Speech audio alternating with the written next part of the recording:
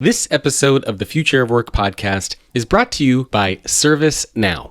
Today's workforce expects consumer-grade service experiences, but HR is too busy manually responding to repetitive employee inquiries, leading to lengthy resolution times and frustrated workers. With ServiceNow, you make service delivery more efficient for HR and provide fast, personalized employee service, even for cases that require action from other departments. This year, Forbes also named ServiceNow the world's #1 most innovative company. I've also personally known Pat Waters, who's the Chief Talent Officer at ServiceNow for several years, and I'm always impressed and inspired by the work she's doing in the HR space. According to their CEO, John Donahoe, not only is ServiceNow helping to make the world of work better for people, but they're leading by example in using their own technology and platform to drive a truly digital and employee-centric experience within their organization.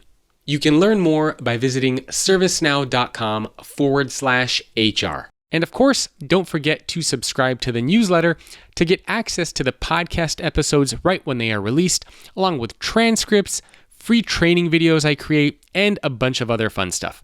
You can do that at thefutureorganization.com/newsletter.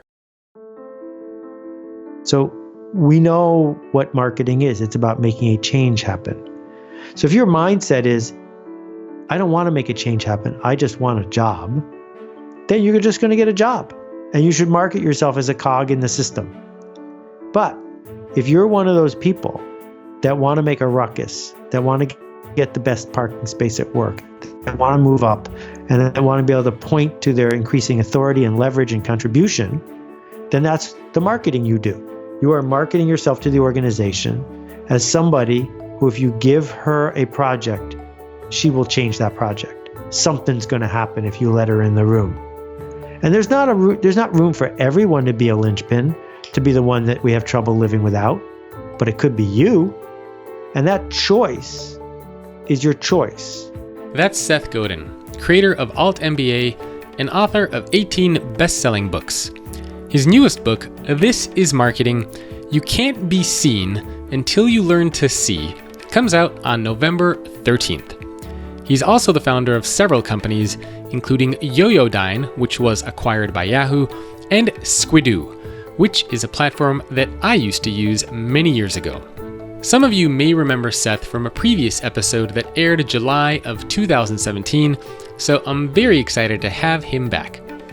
Today we're talking about how we market ourselves, which is crucial when we think about the future of work. Whether you realize it or not, we are all constantly marketing ourselves, with the clothes we wear, our attitude, the way we tackle a project, how we lead, and of course, how we communicate and collaborate. So the question is, how do you show people who you are and what you can do in a way that you can actually live up to? You will hear Seth's answer to that in today's episode. We also talk about what Seth has been up to over the last year, why he has 233 Grateful Dead albums, his experience working with science fiction writer Isaac Asimov, which I thought was amazingly cool, and why authenticity is the wrong approach for organizations. People used to say to Tom Peters, why should I bother training all my people? Because if I train them and they get more skills, they'll just leave. And Tom said, well, which would you prefer? That, or you don't train them and they stay? So from the point of view of the company, there's this wonder of, well, is this person going to let me down? And from the point of view of the employee, it's the same thing, right? Will this company let me down? Will I get laid off? Yeah, maybe. So given that that's the case, what's the alternative? Stay there as a cog in the system, and maybe you won't get laid off, or act like it matters and bring your best self to work, and maybe you will get laid off, which is a better outcome. This is Jacob Morgan, best-selling author, speaker, and futurist. Welcome to the Future of Work podcast, where every week I speak with C-level executives, business leaders, and authors to explore how the workplace is changing and what the future of work is going to look like. The goal of this show is to give you the insights, the ideas, and the inspiration to help future-proof your career and your organization. If you want to get access to more content, such as podcast transcriptions and information on working with me or having me keynote your next event, you can visit thefutureorganization.com. If you get a few seconds, please rate the podcast on iTunes or whatever your preferred channel is. It really helps the show, and I personally appreciate it since the podcast does take quite a bit of effort to produce. In case you're interested in sponsoring the podcast or working with me, my email is jacob@thefutureorganization.com. Lastly, I launched a new community called The Future If, which is a network of business leaders, authors, and futurists, some of whom are podcast guests, who explore what our future can look like if certain technologies, ideas, approaches, and trends actually happen. Each week, we explore a new topic, which ranges from autonomous vehicles, AI and automation, leadership and management, biohacking, and anything and everything in between. If you want help figuring out hype from reality and are interested in having deeper conversations about the future, then I encourage you to visit thefutureif.com. Thanks for coming along on this journey, and I hope you enjoy the Future of Work podcast. Hello, everyone. Welcome to another episode of the Future of Work podcast. My guest today is a repeat guest from over a year ago, Seth Godin. He is the creator of altMBA, author of numerous best-selling books, and he actually has a new book coming out, I believe, in November called This is Marketing. You Can't Be Seen Until You Learn How to See. Seth, thank you for joining me again. Thanks, Jacob. It's really a pleasure. So before we start talking about the book, it's been over a year since we last talked. So what have you been up to in the last year? I'm assuming you have not taken any full-time jobs working for anybody else since the last time we spoke. Well, I don't get offers very often, so that could be one of the reasons. But no, we built out the marketing seminar, which has had 6,000 students so far. I feel like we're crafting a future of education by living it out loud and building it, and it's really thrilling to watch that work. We've had over 1,000 people graduate the altMBA since the last time we spoke, which is thrilling to see. I wrote a book, which is the first full-length book I've done in 5 years or so, and I managed to go swimming almost every day. So I've been busy. That's a productive year for sure. And then congrats again on the new book. And it's coming out in November, is it November 18th or 8th? 13th. Yeah, so right around the corner. I also forgot to mention, I've got more empathy for you because I also have a podcast now called Akimbo. Yes. And it's listened to by a lot of people, but more important, it's resonating with them and it's fun to make. So that's been fun. Well, how are you enjoying being on the opposite end of the podcast microphone where you are now the host? Well, I'm sort of the host, but I'm also the guest. There's no guests on my show. And it's also very short, 20 minutes at a time. And what I try to do is make a podcast similar to the conversations I have when people come to my office to have a coffee, where we explore an idea that I've been nursing and thinking about for a long time. I just recorded one about the wedding industrial complex. I've done ones about sunk costs and about status roles. And the goal is, because there's so much desire for bite-sized information, I didn't want to make a tweet or a Snapchat. I wanted to do something where in 20 minutes, maybe you'll be able to think a little differently about something that's been on your mind. Very cool. And then, well, not to jump ahead, but this is one of the things I wanted to talk to you about. You're constantly doing new things, so marketing yourself. So I definitely touch on that. One thing that I learned that I was quite fascinated by after going through your book is that you have 233 Grateful Dead albums. And you talk about why the Grateful Dead, which I thought was a really great story. So maybe you can talk about why Grateful Dead, what makes them so unique. Yeah, I think it can inform a lot of the way we understand things. So on one hand, if you don't have a lot of familiarity with the Dead, you think, oh, it's just a hippie thing. And it was a micro thing and whatever. But in fact, they were the number one live grossing band in the United States more than 10 different years, more than the Rolling Stones, more than Paul McCartney, more than Van Morrison, number one. And they did this while only having one top 40 record in all of the years they made music. So how do we explain this? How do we explain the fact that there's a small group of people who have hundreds of Grateful Dead records and most people who know nothing about them? And what is the relevance of that to how we think about work and how we think about marketing? Well, it turns out the Dead were way ahead of their time. And the reason is, instead of trying to find listeners for their music, they spent all their time finding music for their listeners. That they understood that the smallest viable audience, the true fans, were way more important than chasing the masses. They understood that making average music for average people wouldn't make them happy, nor would it make their fans happy. And that if instead they said, we stand for something, we are not easy to replace because we are the one and only, then some people who got the joke, people who liked it, people who wanted to go on that journey would follow them. And it turns out that the world has lined up more around the Grateful Dead and their model than almost any other cultural creator I can name, because there aren't 3 TV networks anymore. There's 1 billion networks, because everyone who's on the internet is their own network. And that means there is no mass market. There is no way to reach the average. The average aren't listening to you.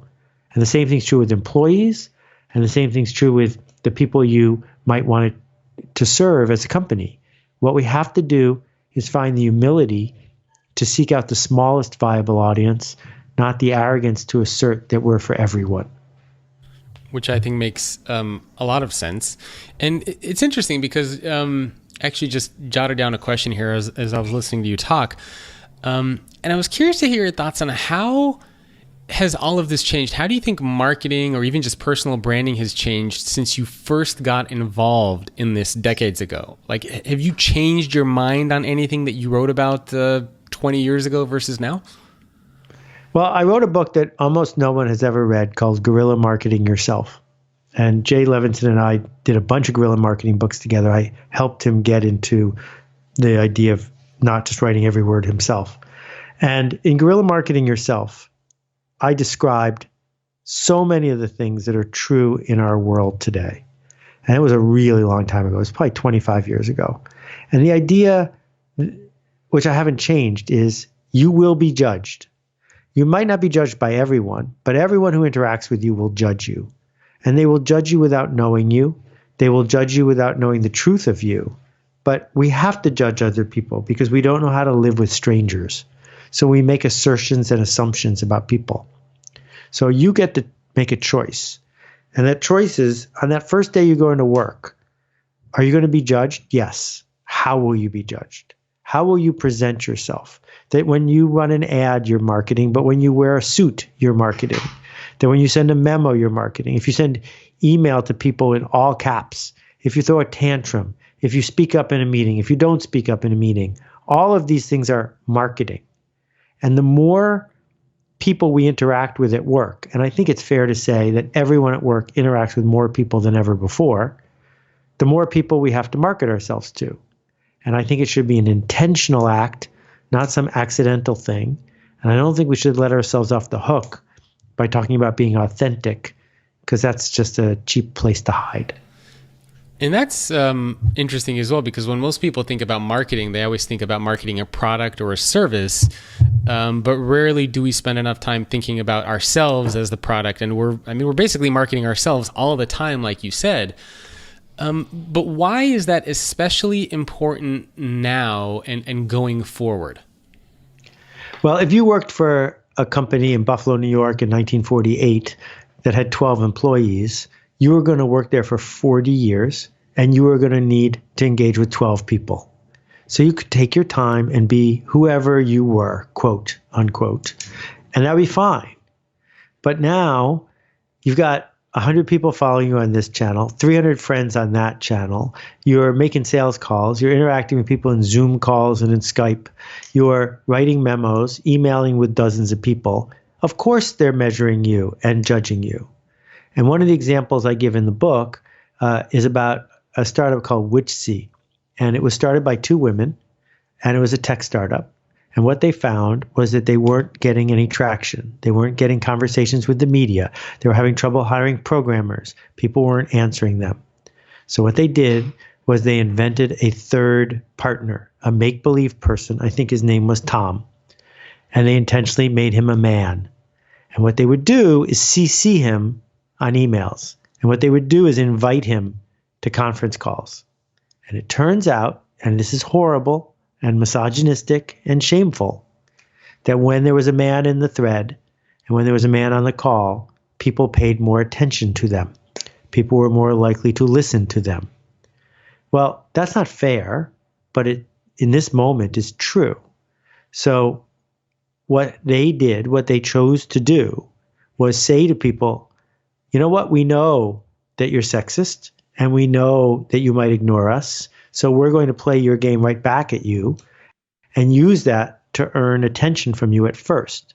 And it's my hope that we don't have to do things like that for long. And I think what current changes in our culture are helping. But I bring up this story because it's proof that in every interaction we're having, we're marketing ourselves.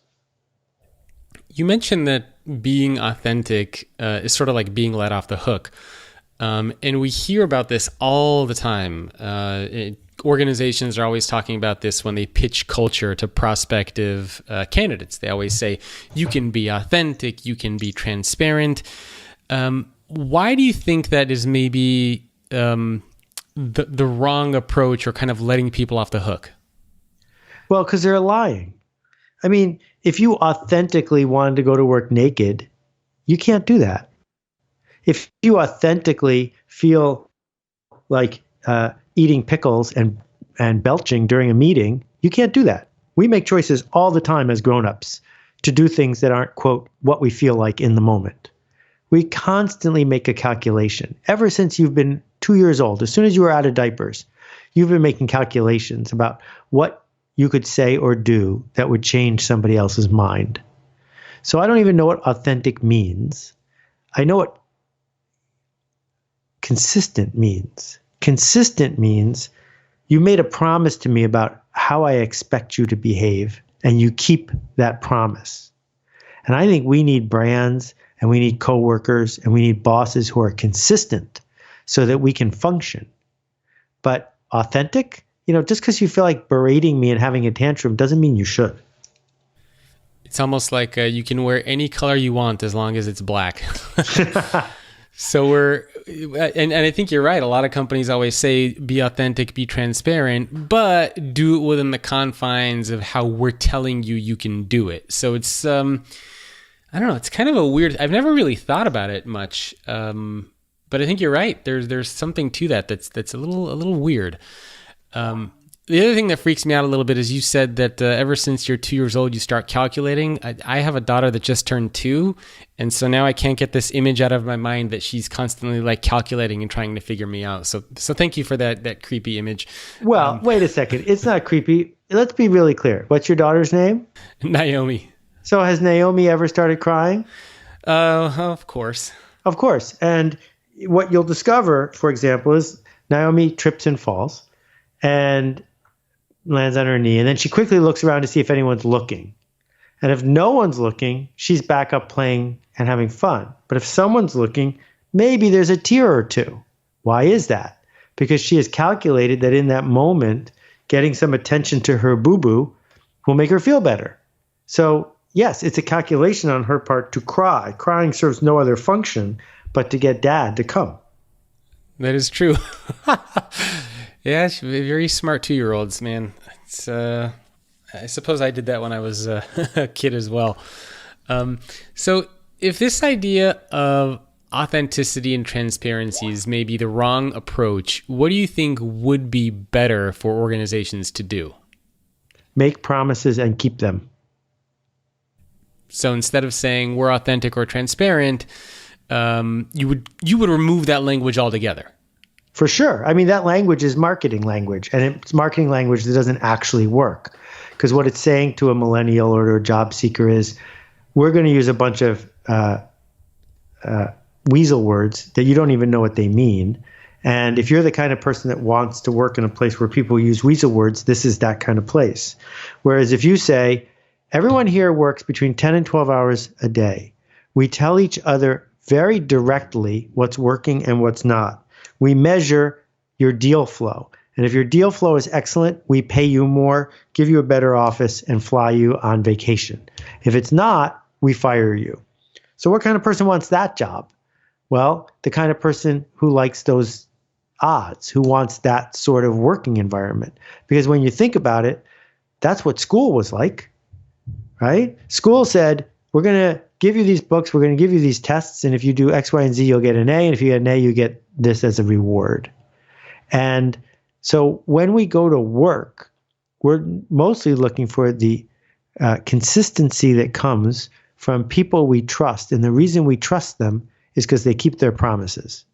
And as soon as you say, well, we're a family, then what you've basically said is either I will never, ever be laid off and I'll get to come for Thanksgiving, or you're saying you're a liar. Because it's not a family, it's work. And be really clear with me about what the promise is. Tell a story that resonates with me, and maybe the right person will show up and challenge you to keep your promise. That's another thing that I keep hearing about as well in marketing messages, where we treat employees like a family. We've heard about the Alliance, even, a book that was written several years ago. And I actually want, I haven't worked at these companies, but I really wonder if they actually treat you like a family when you're in there. And I'm guessing it's probably not the case. Yet they like to say they do. Well, yeah. And again, words matter because words remind us of other things. Now, the challenge here is, what if the person you're saying we're like a family comes from a broken home with an abusive parent that had to move from city to city because someone was always in trouble? Do you want to remind that person of a family? Right? And so if we say to people, we don't seek to maximize profit, we seek to maximize employee satisfaction at the same time we meet our profit goals, and here's how we do it. Now you're making me a specific promise. Or if you do, circling back to where we started, if you hire the former chef of the Grateful Dead to cook lunch at your place, you're going to send a message to people. And that's what Google did. That was a marketing move, that it was a really cheap way to get a whole bunch of high-paid engineers to sign on to this little company, which is, there are other places that'll give you snacks, but look at this. We're going to spend $1 million or $10 million on our food. What does that say? It's a message. It's a signal. When people are starting to think about how they should market themselves, and maybe you're just coming out of college, or maybe you've even been in the workforce for a while, where do you even start to think about how to market yourself? Like, is there a step 1, step 2, step 3 so that you can figure this out for yourself? I think it begins with, what promise are you willing to keep? And this is the problem with Tinder, because the thing that might get you a swipe right might not be the thing you want to live up to for the long run. So making a promise to a prospective partner or to a boss that you're eager to keep guarantees you a better career than pretending you're something you're not and then hoping they don't fire you later. So if you want to be that person who does extra homework, who is always yearning to make an impact, who's aware of the situation, then don't just apply by mailing a resume to a post office box, because now you've signaled something else. You're the kind of person that should apply by using LinkedIn and other data to triangulate who are the 3 key people. And then you should figure out who are the 7 people you know who those 3 people know. And then you should figure out how to get intros from those 3 people or 7 people to those 3 people so that you're welcomed with open arms.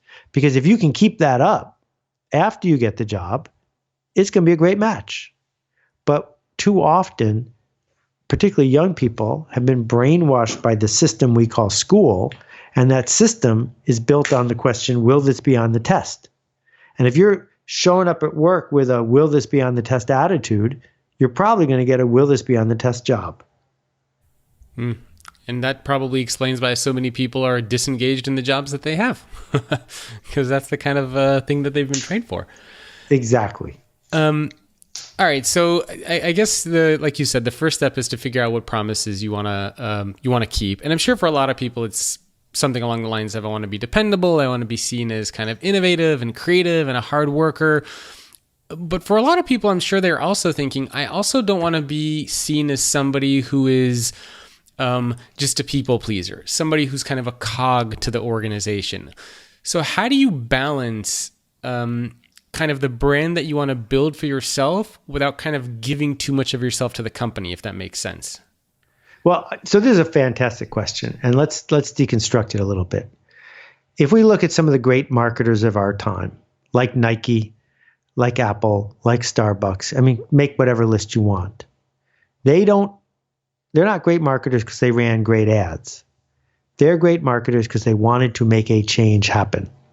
So Starbucks wanted to turn people who were disconnected into people who had a third place to meet and to talk. And they wanted to do that at the same time they turned pre-caffeinated people into caffeinated people, right? So they're different than Dunkin' Donuts. They don't compete with Dunkin' Donuts. They stand for something else. Apple seeks to turn people into folks who have good taste about digital transactions. That once you've used a Mac, it's really hard to go use a Windows machine because good taste is infectious. And Harley Davidson turns outsiders into insiders, and you're part of something. So we know what marketing is. It's about making a change happen. So if your mindset is, I don't want to make a change happen, I just want a job, then you're just going to get a job. And you should market yourself as a cog in the system. But if you're one of those people that want to make a ruckus, that want to get the best parking space at work, that want to move up, and that want to be able to point to their increasing authority and leverage and contribution, then that's the marketing you do. You are marketing yourself to the organization as somebody who, if you give her a project, she will change that project. Something's going to happen if you let her in the room. And there's not room for everyone to be a linchpin, to be the one that we have trouble living without, but it could be you. And that choice is your choice. But it's diametrically opposed to the mindset of, I don't want to give myself over to the company and I just want a job. So you're either doing one of them or the other one. And you probably need to be pretty consistent with it too, right? I mean, you can't sort of flip-flop and, I want this, but maybe I'll try that. I mean, it sounds like you really just need to be consistent with how you're presenting yourself. Exactly, because the way you present yourself is a promise. And so if you're making the promise of, I am going to ask good questions, then you got to keep asking good questions. Because if you stop asking good questions, you've let me down because I hired you as the person to ask good questions. What if you're scared?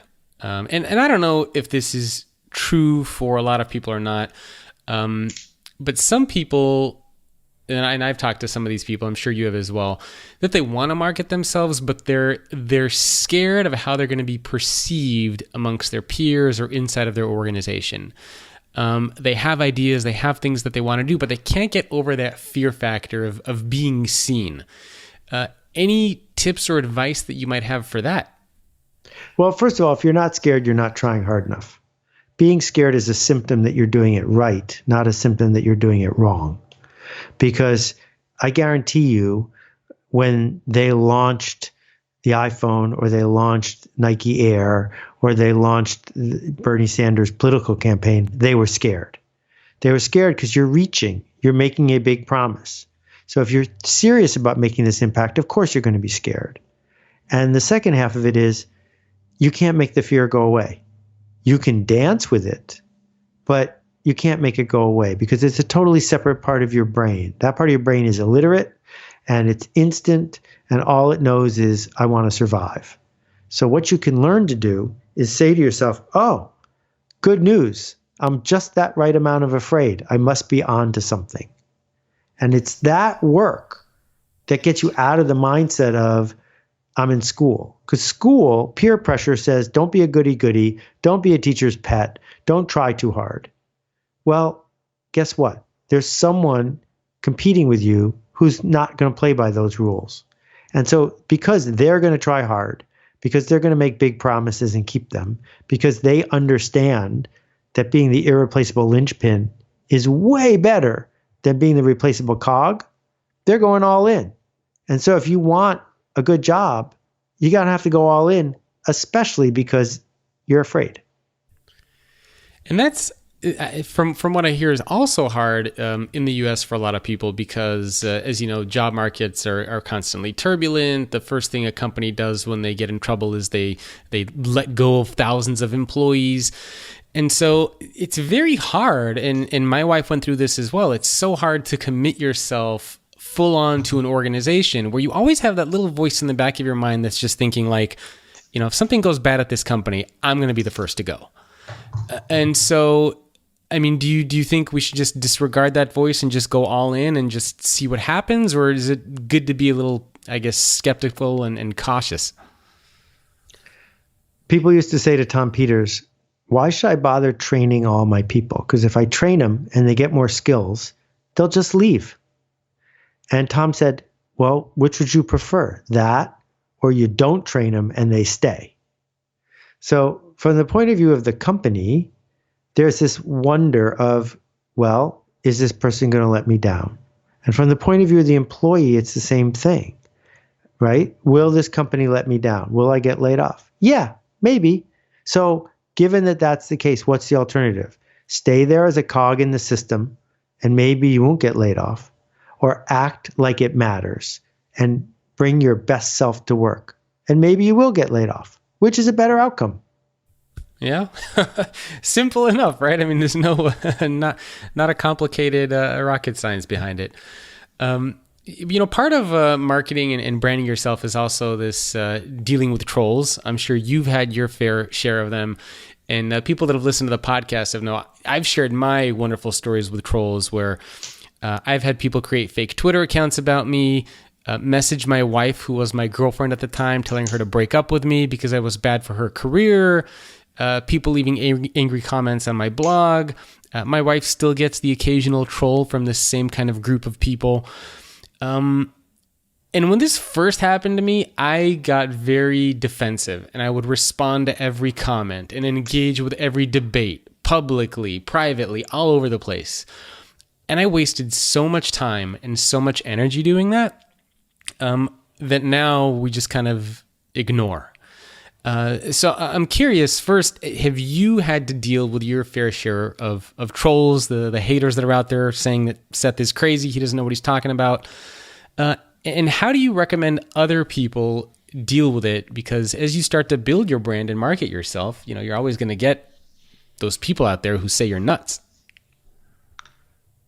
Well, I'm sorry this happened to you. I guess I'll say a couple of things. The first one is I don't use Twitter and I don't use Facebook. And I have a hard time thinking about why most people would professionally if they could avoid it. Because Facebook and Twitter don't work for you. You're not the customer. You're the product. And it's all amplified and optimized to make you feel insecure enough that you'll come back one more time to see what people are saying about you behind your back.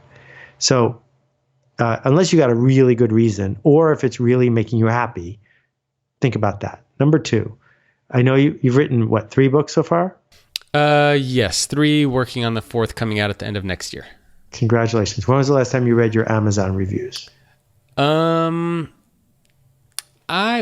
I get new ones, I occasionally go on there and I respond to them and say, thank you for the comment, appreciate it. If I get a bad review, sometimes I'll go on there and say, I'm sorry you felt that way about the book. I'll take your feedback into consideration. But maybe every month or so, I'll go on there and just take a look. Right. So here's my advice. Never, ever read the Amazon reviews again, because you're never going to write that book again. Reading all the 1-star reviews is not going to make you a better writer. The people who are writing 1-star reviews aren't writing a 1-star review because they didn't like your book. They're writing a 1-star review because they're not the kind of person that could have liked your book. That they are not the generous critic who is there to coach you through and edit your work to make it better. What they're announcing to you is, it's not for me. And the right answer is, I'm sorry, it's not for you. Thanks for trying. That's it. Because Someone who doesn't like what you're doing, the thing is, they don't know what you know. They don't want what you want. They don't believe what you believe. That's just true. It's true about everything. That in any political debate, there are people on the other side. And we could say to ourselves, how could they possibly believe what they're saying? But the fact is, they don't know what you know. They don't want what you want. And they don't believe what you believe. And we can honor them by giving them permission to have that completely different set of beliefs. That doesn't mean they have to come over for dinner. It doesn't mean we have to write something for them. It doesn't mean we even have to work with them. But once you acknowledge that there are people who do care about you, who are happy to give you actually useful feedback, that's worth listening to. That's priceless. But the trolls, shun the non-believers. Just shun them. Ignore, don't pay attention to. What are they for? They're not helping you. No, they're definitely not there to help. I haven't had a positive troll yet hound me all over the place, keep telling me that I'm amazing. It's usually the exact opposite. So yeah, I agree. I mean, that's what I've been doing is, I learned the hard way after spending probably a couple of years just battling it out with them to totally ignore. It's interesting that you mentioned about Facebook and Twitter, because I found, now keep in mind that when I went off on my own around 10 years ago, I didn't really have any connections. I wasn't doing much speaking. I didn't have a lot to build my brand.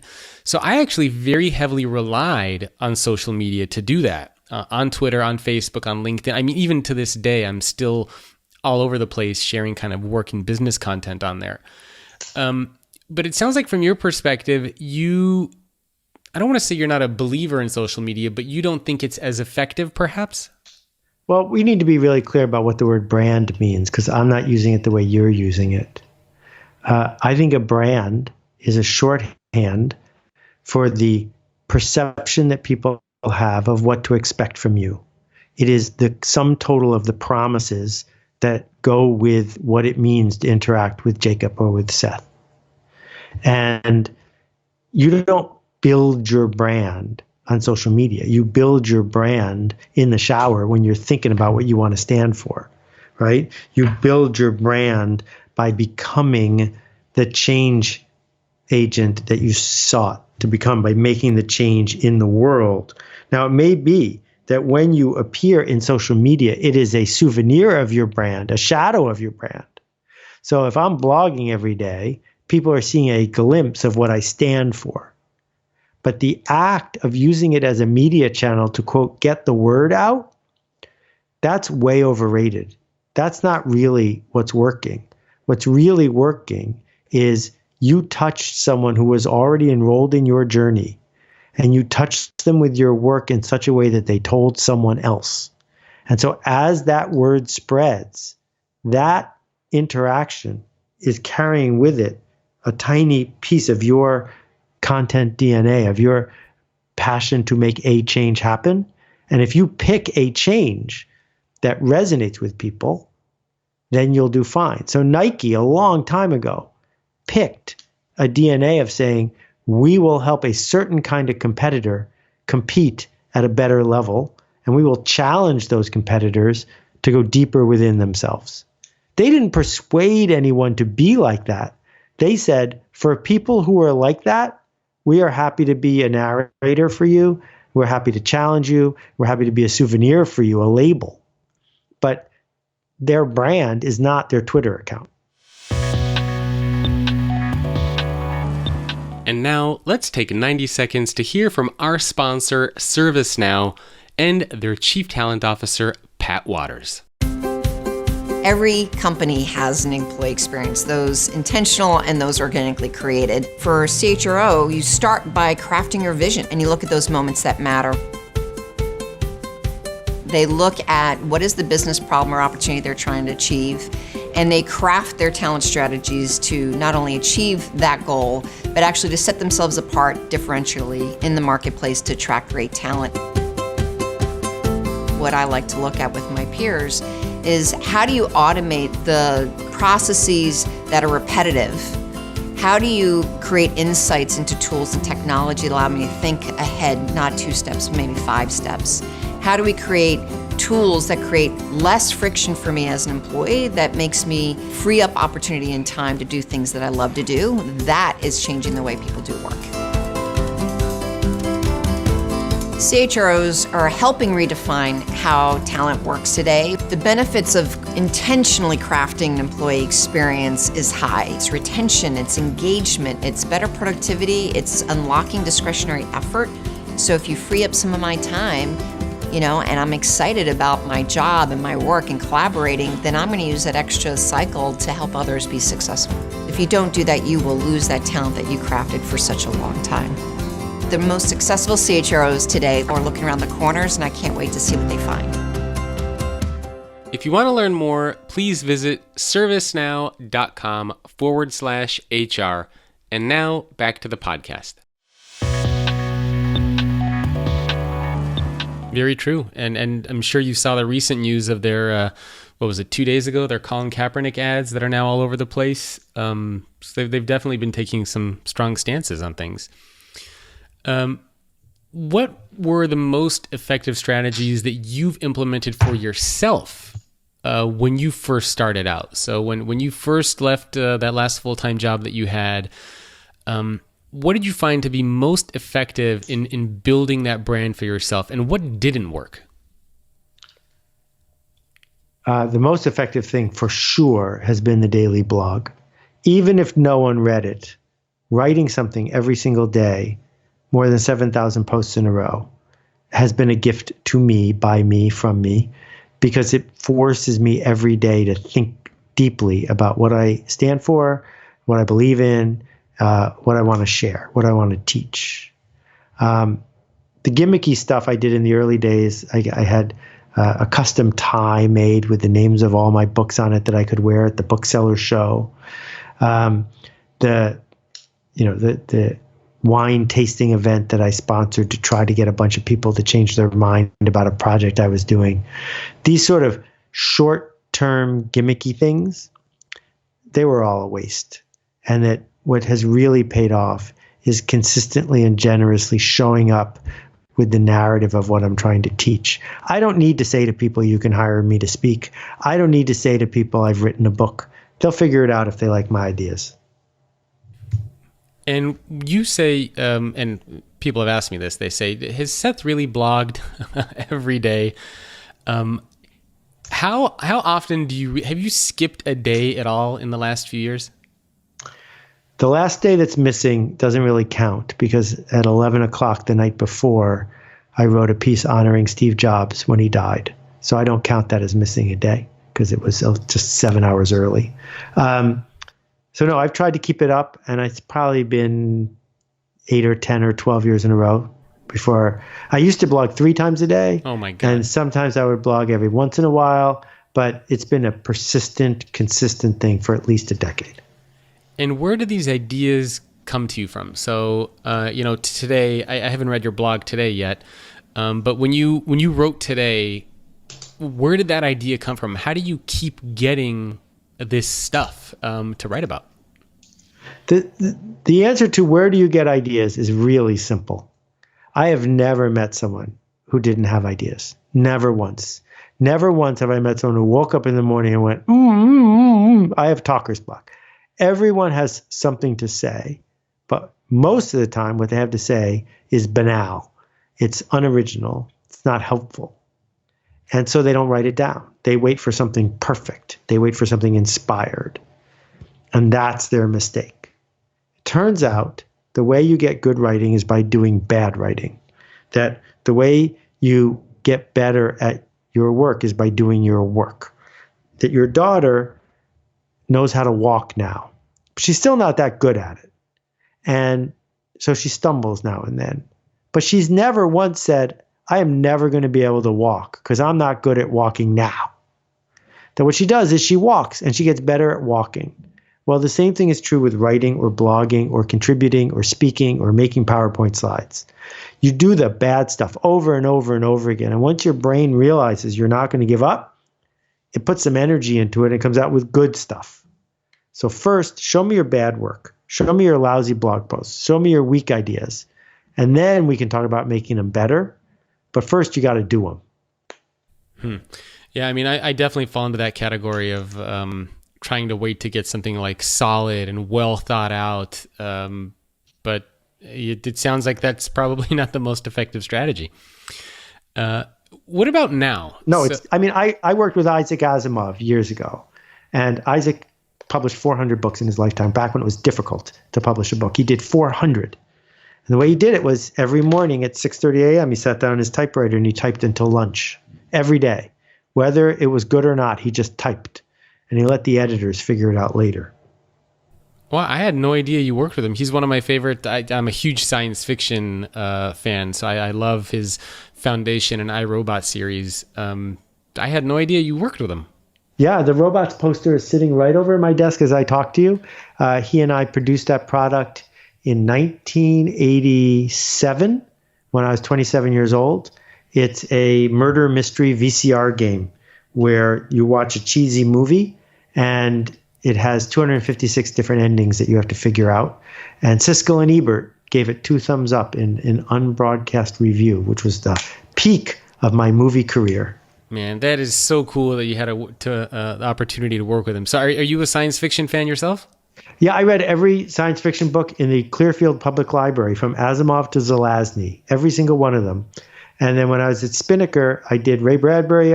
I worked with him on a product. Arthur C. Clarke, Michael Crichton, I worked closely with on a product. It was a dream come true for a 24-year-old to hang out with those guys. Man, that is so cool. Why science fiction? I mean, I have my reasons why I like science fiction, but I'm curious, what gravitated you towards the science fiction genre? Science fiction, for me, good science fiction, the hard kind that I like, is about noticing things, puzzles, ramifications. So I'm basically a science fiction writer, but my science fiction is what's going to happen tomorrow, right? So you say, Robert Heinlein said, what would happen if we replaced roads with moving sidewalks? Or Arthur C. Clarke said, what would happen if an astronomer could figure out how spirituality really worked? So you start with a simple little scenario, and then you write a short story about the implications. So one of my most influential posts many years ago was I was the first person, as far as I know, who said that the way we would end up with self-driving cars is they would come via Uber first, and that you would be able to buy a car that was self-driving, Uber enabled, so that when you went to work, your car would moonlight for you working for Uber. And that was before Uber had a self-driving car program. And the way that blog came to be is I'm thinking about self-driving cars because they're clearly going to happen. And I'm thinking about the fact that almost no human and no city is going to say, we're going to switch to self-driving cars all at once. There has to be a gradual process, but it's really hard for there to be a gradual process because who wants to be the first person to be in a self-driving car and buy one when it's that big an investment? But Uber lets you drive for an hour or 20 minutes or 10 minutes. So it will gradually enter the workflow and the day flow that way. So I riffed on that for 6 paragraphs. I didn't have to write a whole short story about it. And we'll see if it happens. But that was fun.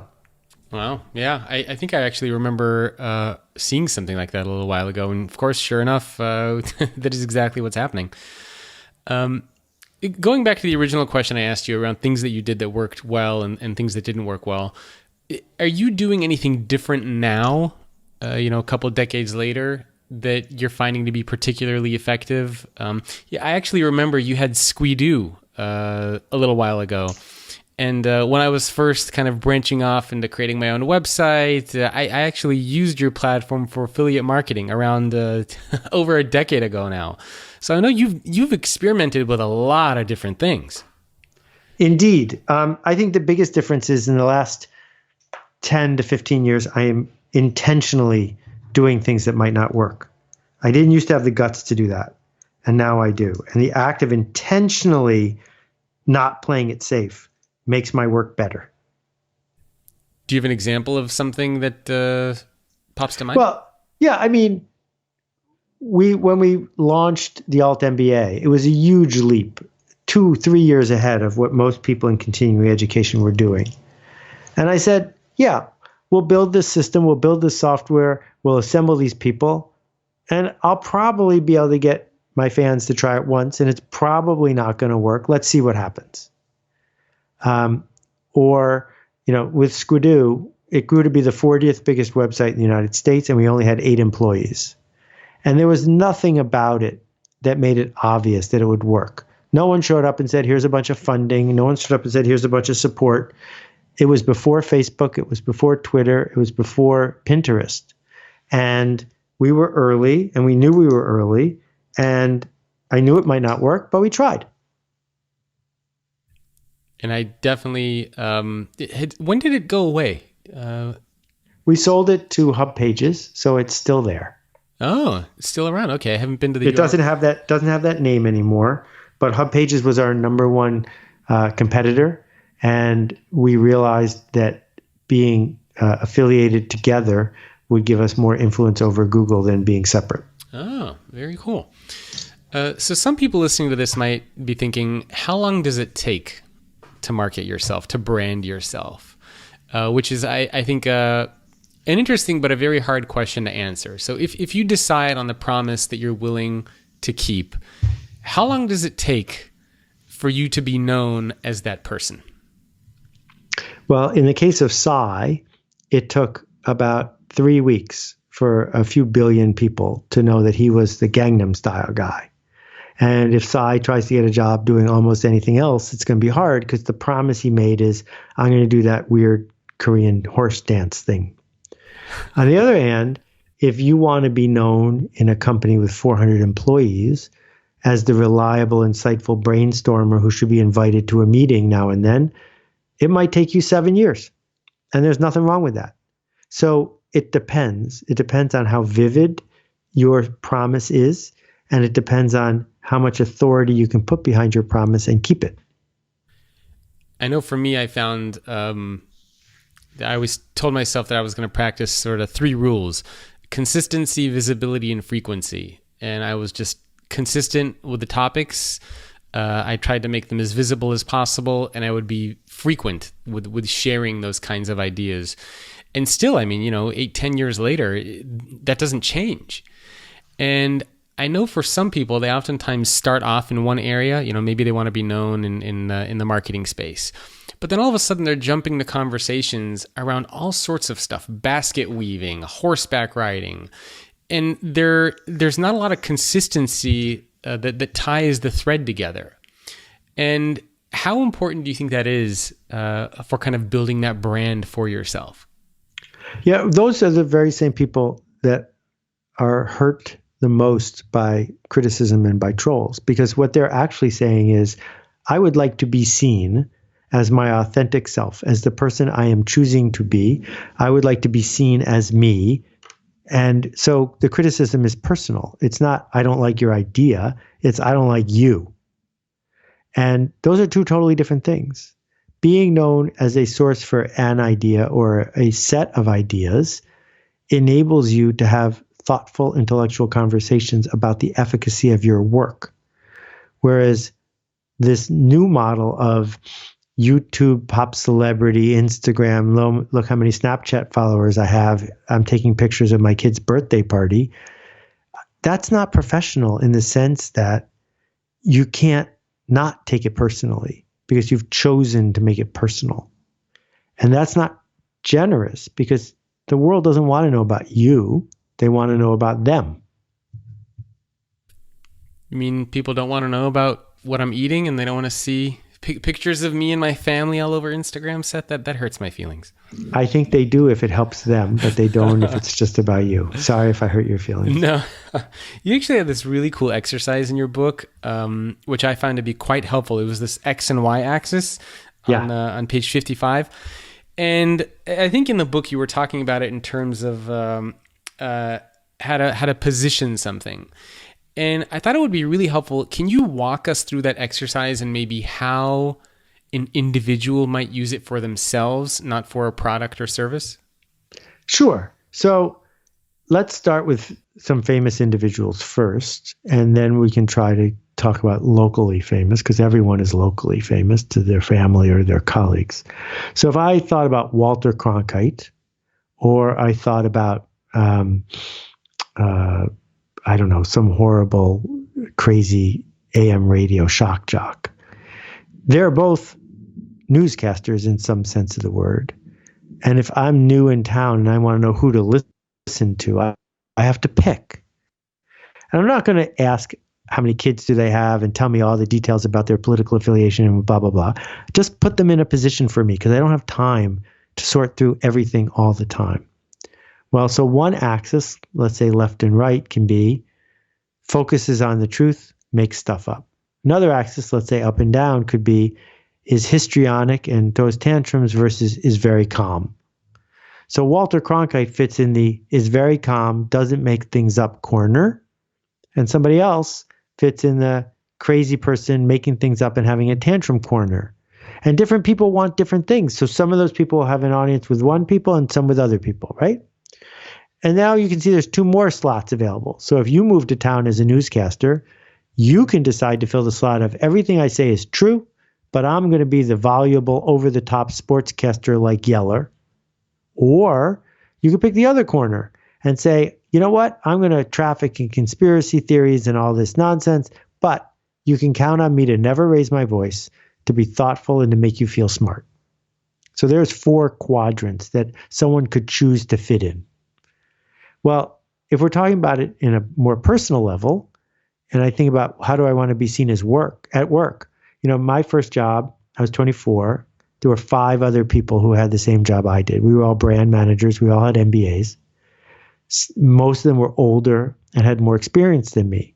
So if you wanted to have one axis of experienced or inexperienced, I was already put in the inexperienced corner, right? So what are the other axes? Well, the other axes might be conservative, doesn't want to make a mistake, or energetic, willing to experiment. So I picked that one. So when the president had a new project to give to somebody, should he give it to Jim, who was good at his job, but super conservative, didn't want to make a mistake, and had plenty of experience? Or should he give it to me because I'm the one who's ready to jump on a plane with 4 minutes notice to go brainstorm with Michael Crichton about something new we could do? Well, there's no right answer. It just happened that the project I got that changed things for me was one that needed an experimenter. So I decided in all things at work to fill that role. That's my position in that marketplace.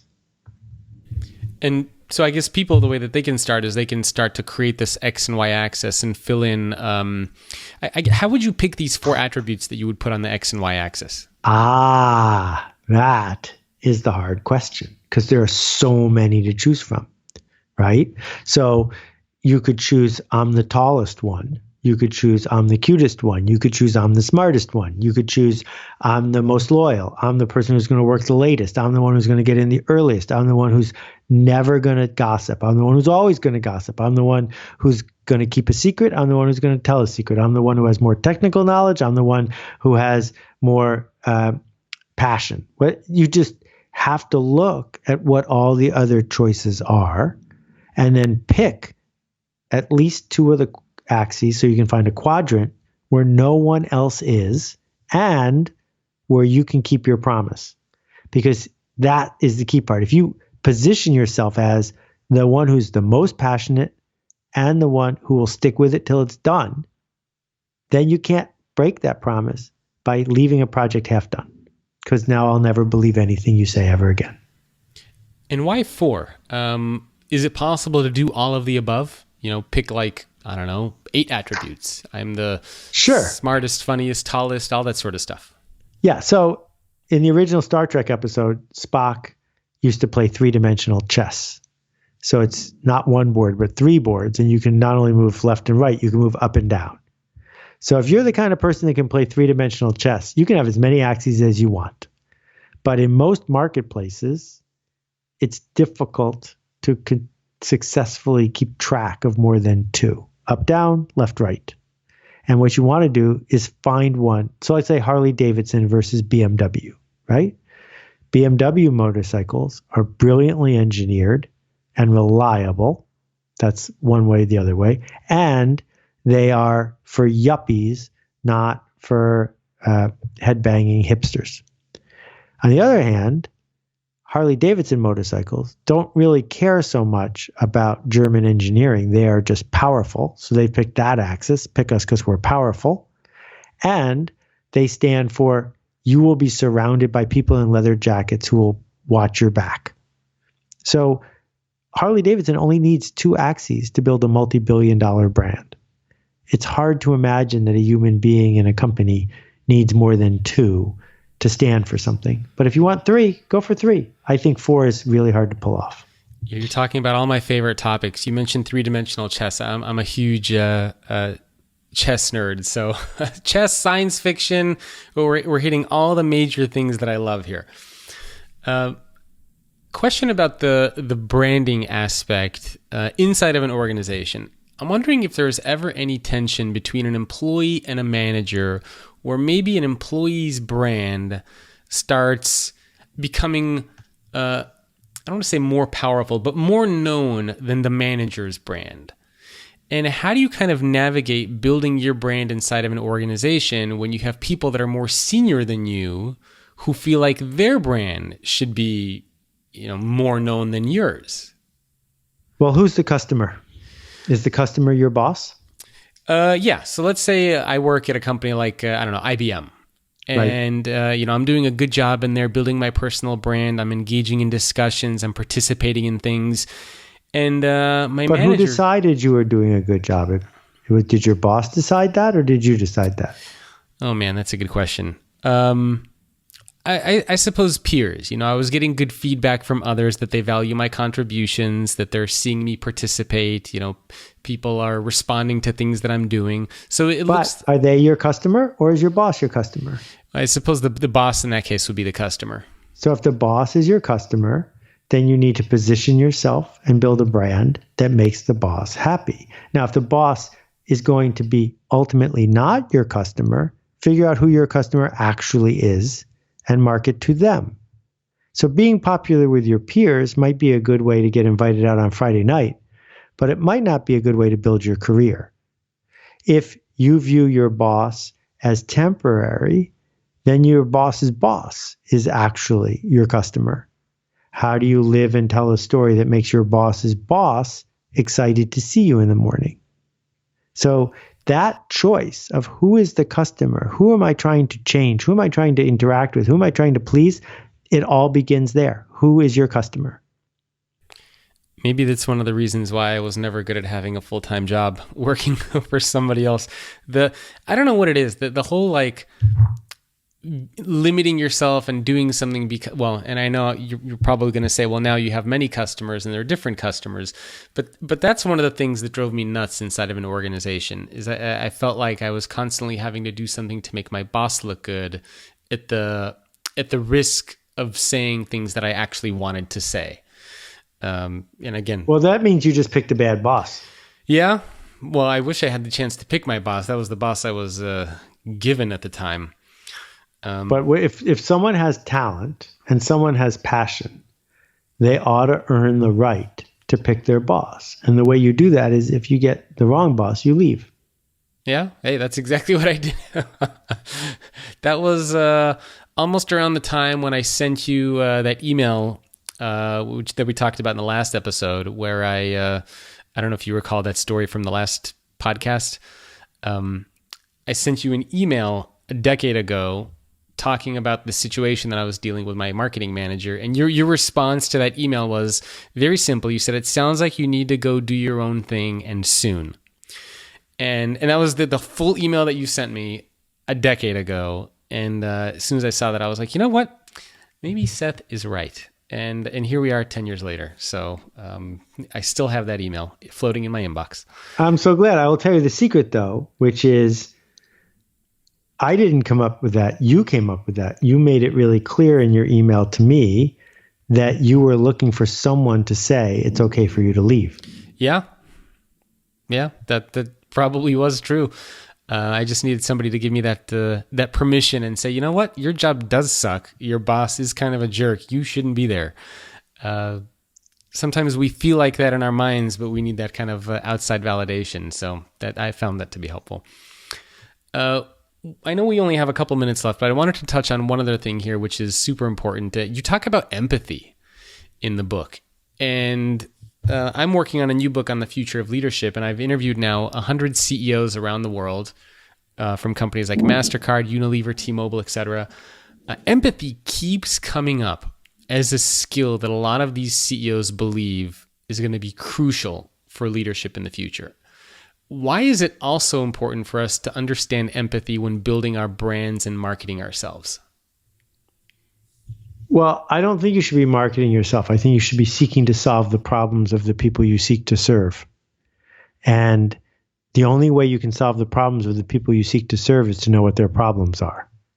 That selfish marketing is on its way out because people have choices.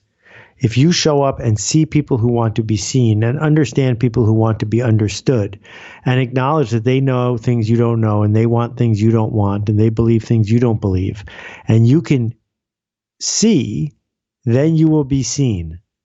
And that is the work of empathy.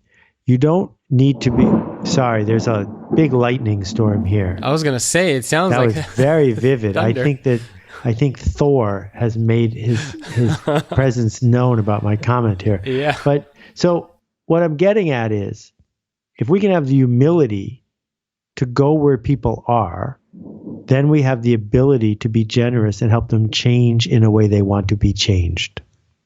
And I guess that's what the skill of empathy is. That's exactly right. And most marketers are just selfish, short-term, egomaniacal narcissists who say, I've worked very hard to get here. Please pick me. Please hire me. Please do what I want, without pausing to realize that instead they could just choose to be of service. I suppose the same is also applicable to more seasoned and tenured employees who feel like they deserve that as well because they've done a lot of great things in the past. And they do deserve it, but we're not talking about what you deserve. We're talking about what you can possibly do. Yep, which is obviously a clear distinction. Well, to wrap up, I have a couple of questions that people online wanted me to ask you. The first one is from Julia Spencer, and she says, what's the number one thing people aren't seeing? That everyone is afraid. And that we just have this facade. Yeah. And they're at least as afraid as you are. And you know you're afraid of a lot of things. You're just denying it. It's a great one. Next question is from Jennifer Artery, who says, I would love to hear his thoughts on which way to go for the future marketing leader, self-employed or corporate team. Well, if you want to learn marketing, you do it by marketing. And so if you can work at a place where they do marketing and you can do a lot of it, you should keep doing that. And if you don't, you should just market. Not get an internship, not read a book, but actually market, because it's not expensive to market now. So find a charity you care about and market for them. Do a Kickstarter and market for it. Figure out how you want to make a change happen and go do it. Because if you get good at marketing, a line will form out the door of people who want you to help them. Next question from Alexandros, who says, how do branding and company culture interact? Culture defeats strategy every time. Culture is people like us do things like this. Culture is how we make decisions. And you can't successfully tell a story to the outside world for long that's the opposite of the culture you actually have. Man, that is a loud thunderstorm. Yeah, sorry about that. No worries. It's great. It adds to the mood. And just to wrap up, if you have maybe 1 or 2 more minutes, I just had the fun rapid fire questions for you, if that works for you. Let's try. Okay. First one is, what has been your greatest failure? Oh, the failure of missed opportunity, roads not taken, opportunities I had to be generous, to take risks, to level things up.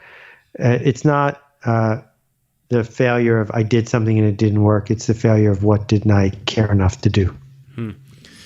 So you've had failures just like everybody else, because I know oftentimes people think of Seth Godin, wrote so many books, speaking all over the place, doing all these great things. But people forget that you too also had your own fair share of failures and struggles and challenges that you had to overcome. More than you, more than almost anyone listening, because that's what I've been focusing on. If I fail more than you, then I win. And the secret to failing a lot is not failing big enough that you're out of the game, just failing enough that you learn something and get to play again. What are you most proud of? When I see someone I taught teach someone else, that means the world to me. That's a great one. What is or has been a favorite marketing experience you've had with a brand or with a company? Is there anything that you can recall that particularly stands out for you? Oh, I think it happens almost every day. There are things that organizations do where they let humanity come before short-term profit. And so when I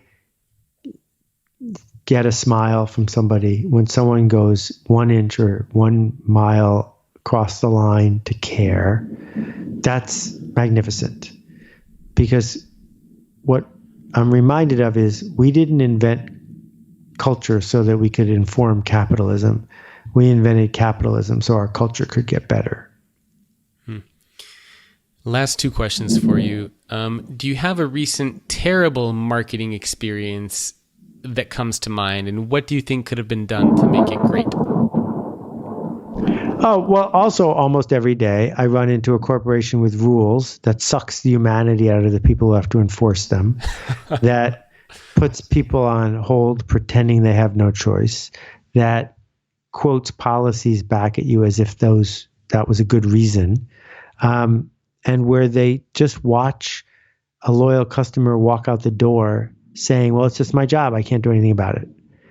That breaks my heart. Yeah, it's funny that you can, in the same day, have an amazing experience, and the same day, oftentimes even with the same brand, have a terrible experience. Airlines, a classic. If you ever fly, you can have a great gate agent, and you can have terrible flight attendant. Same brand, 2 different experiences. So that's always weird.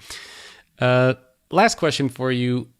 Who has been your greatest mentor, and what did they do that made them such a great mentor? That's my readers. When I watch them be brave and level up and raise their hand and contribute and care and inquire, that fuels my next thing every time. So you get those emails from people? Or just watch out the window, just see things in the world. Well, Seth, those were all the questions I had for you. Where can people go to learn more about your book, your site, anything you want to mention for people to connect with you that want to learn more about the stuff you're doing? Well, the blog is updated daily at seths.blog, seths.blog. And if you go to sethsblog/TIM, you will find a video and sample excerpts and all the links you need to find out about the book, This is Marketing. Very cool. And it's coming out, you said November 13th. I believe that's right. That's it. Perfect. Well, Seth, thank you very much for your time and for joining me today. It's a pleasure. Keep making a ruckus, man. Thank you. Appreciate it. And thanks everyone for tuning in. My guest again has been Seth Godin. Check out his book, This is Marketing. You Can't Be Seen Until You Learn to See, coming out November 13th. I will see all of you next week.